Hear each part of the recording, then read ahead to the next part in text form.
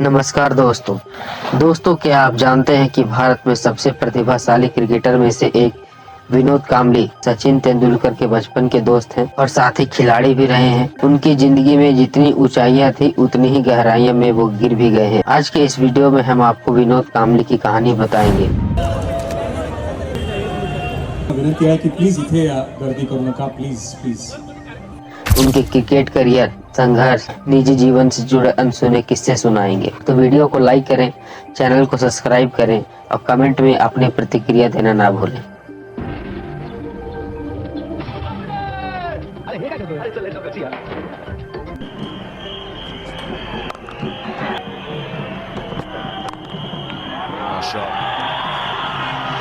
तो चलिए वीडियो को शुरू करते हैं। विनोद कांबली का प्रारंभिक जीवन देखें तो विनोद कांबली का जन्म 18 फरवरी 1972 को मुंबई के मिडिल क्लास फैमिली में हुआ था। उनके पिता गणपत कांबली मुंबई में एक मिल में काम करते थे, इसलिए विनोद कांबली का बचपन संघर्षों से भरा रहा। विनोद कांबली और सचिन तेंदुलकर ने बचपन में ही एक ही कोच रमाकांत आर्चेकर से क्रिकेट की ट्रेनिंग ली थी। दोनों ने शारदा आश्रम विद्या मंदिर स्कूल में खेलते हुए रिकॉर्ड बनाया।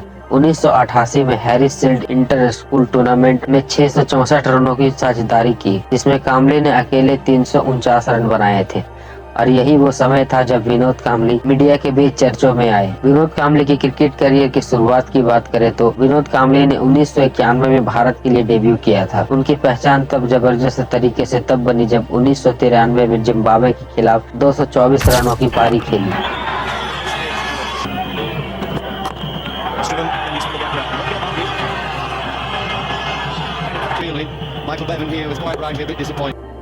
टेस्ट क्रिकेट में उनका औसत 54.20 रहा, जिस उन्होंने अपने पहले 7 मैचों में दोहरे शतक लगाए थे। वनडे क्रिकेट में भी उन्होंने भारत के कई बार मैच जिताए, लेकिन उनका टेस्ट करियर सिर्फ 17 मैच तक सीमित रहा। आगे चलकर सचिन तेंदुलकर को क्रिकेट का भगवान कहा गया। वहीं विनोद कांबली की तुलना भी ब्रेन लारा जैसे महान बल्लेबाजों से की जाती थी। विनोद कांबली की प्रतिभा का अंदाजा आप इस बात से लगा सकते हैं कि उनके नाम आज भी ऐसे रिकॉर्ड दर्ज हैं जिन्हें आज 33 साल तक कोई तोड़ नहीं सका है। विनोद कांबली और सचिन तेंदुलकर ने 1988 में शारदा आश्रम विद्या मंदिर स्कूल से खेलते हुए जब 664 रनों की साझेदारी की थी, तब विनोद कांबली का प्लान ये था कि आज हम इस साझेदारी को 1000 रन से आगे ले जाएंगे ताकि इसे भविष्य में कोई तोड़ न सके और ये हमारी आज की साझेदारी ऐतिहासिक रहेगी, जिसे आने वाले समय में हमेशा याद किया जाएगा। लेकिन तब इनके गुरु जो इन्हें क्रिकेट की ट्रेनिंग देते थे, रमाकांत आर्चेकर ने इन्हें रोक दिया, नहीं तो इस साझेदारी को 1000 रन पार करने का मन बना चुके थे। विनोद कांबली भारतीय क्रिकेटर के एक ऐसे खिलाड़ी रहे जिनकी प्रतिभा को खूब शुरुआती करियर में सराहा गया। हालांकि उनका करियर लंबा नहीं चला, लेकिन उनकी कुछ पारियां आज भी यादगार हैं। उनकी 3 सबसे बेहतरीन और सबसे खराब पारियों पर चर्चा करते हैं। विनोद कांबली की 3 सबसे बेहतरीन पारियों को देखें। सबसे बेहतरीन पारियों में से पहली पारी 224 रन बनाए इंग्लैंड के खिलाफ। यह मैच 1993 में मुंबई में हुआ था। यह पारी विनोद कांबली के टेस्ट करियर की सबसे बेहतरीन पारी मानी जाती है। उन्होंने वनडे स्टेडियम में इंग्लैंड के खिलाफ 411 गेंदों पर 224 रन बनाए। उनकी इस पारी ने भारत को एक बड़े स्कोर तक पहुंचने में मदद की और उनकी तकनीक तथा धैर्य की प्रशंसा की गई।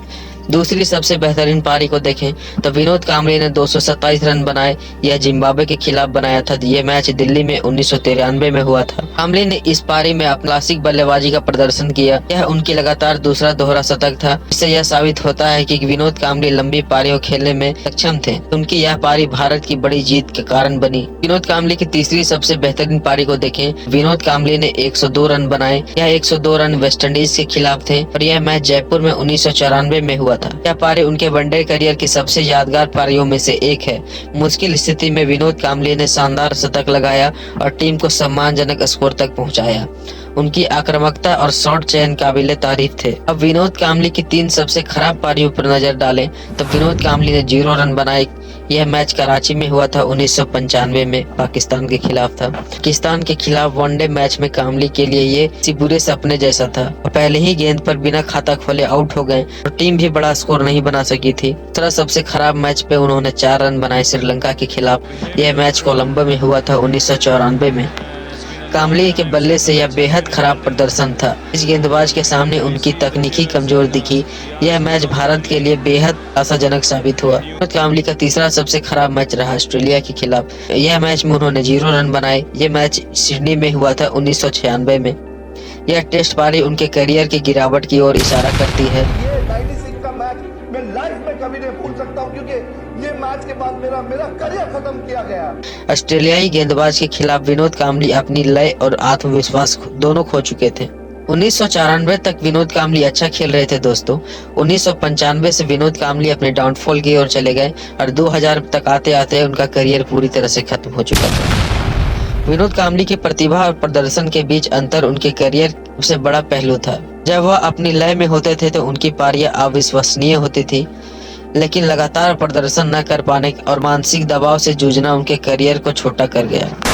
इन समय हमेशा एक सा नहीं होता, जिंदगी में हमेशा उतार चढ़ाव आते रहते हैं। विनोद कांबली के केस में भी ऐसा ही कुछ हुआ। विनोद कांबली की शराब की लत और गलत आदतों के कारण विनोद कांबली अपने डाउनफॉल की ओर चले गए और यहीं से शुरू होती है उनकी डाउनफॉल पतन की कहानी। इतने टैलेंट के बावजूद विनोद कांबली का करियर लंबा क्यों नहीं चल सका? तो इसका कारण है अनुशासन की कमी। विनोद कांबली पर आरोप लगे कि वे ट्रेनिंग और फिटनेस को गंभीरता से नहीं लेते। समय के साथ विनोद कांबली थोड़ा सा अनडिसिप्लिन्ड हो गए थे और शराब और सिगरेट की लत ने भी उनके अनडिसिप्लिन होने में उन्हें सहायता दी। जब भी वो लेट नाइट पार्टियों में जाते थे तो बहुत ज्यादा शराब पी लेते थे। समय बीतता गया और विनोद कांबली शॉर्ट पिच गेंद नहीं खेल पाते थे और इस कमजोरी को गेंदबाजों ने भांप लिया था, जिसके कारण खेलते खेलते कई बार उन्हें चोटें लगी और चोटों ने उनके प्रदर्शन को और खराब किया। टीम सिलेक्शन में राजनीति और उनके कुछ विवादित बयान उनके करियर के लिए नुकसानदायक साबित हुए। सचिन और कांबली की दोस्ती को कहा जाता है कि कांबली और सचिन की दोस्ती भी उनके करियर के आखिरी दौर में कमजोर हो गई थी। विनोद कांबली ने यहाँ तक आरोप लगाया कि सचिन चाहते तो उनके करियर को बचा सकते। 1996 में इंडिया के कैप्टन रहे कैप्टन अजहरुद्दीन ने भी विनोद कांबली के खराब प्रदर्शन के कारण उन्हें दरकिनार करना शुरू कर दिया था।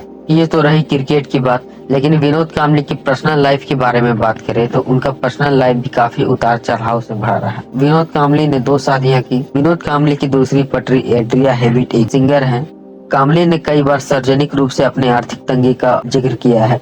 विनोद कांबली को सिर्फ आज 30,000 रुपए की पेंशन मिलती है बीसीसीआई की वजह से, क्योंकि उन्होंने कम मैचेस खेले इसलिए उन्हें पेंशन कम दिया जाता है। 2009 में उन्होंने बिग बॉस जैसे रियलिटी शो में हिस्सा लिया था। उनकी शराब की लत और मीडिया में विवादित बयान अक्सर चर्चा का विषय बने रहे। विनोद कांबली का जीवन दर्शन आज के युवाओं के लिए एक सीख है।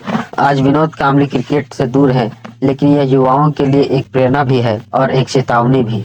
उनकी कहानी हमें सिखाती है कि टैलेंट ही सब कुछ नहीं होता, मेहनत और अनुशासन भी जरूरी है। कांबली ने अपनी गलतियों को स्वीकार करते हुए कई बार युवाओं को सलाह दी कि वे अपने करियर को गंभीरता से लें। ये विनोद कांबली के शब्द हैं। क्रिकेट से मुझे बहुत प्यार मिला, मैं उसे भुला नहीं सकता। प्रेजेंट डे विनोद कांबली की अगर स्थिति को देखें तो आज विनोद कांबली कभी कभी क्रिकेट में कमेंट्री करते हैं और युवा खिलाड़ियों को कोचिंग देते हैं। हालांकि उनकी आर्थिक स्थिति पहले जैसे नहीं रही है, लेकिन वह अपने परिवार के साथ सादगीपूर्ण जीवन जी रहे हैं। कांबली ने हाल ही में सचिन के साथ अपने रिश्तों पर भी बात की और उन्हें जीवन भर का दोस्त कहा। विनोद कांबली ने एक बार कहा था कि सचिन चाहते तो उनका करियर बचा सकते थे, लेकिन फिर भी कांबली ने सचिन को अपना जीवन भर का दोस्त कहा, और कहते भी क्यों ना, क्योंकि सचिन तेंदुलकर उनके बचपन के दोस्त हैं।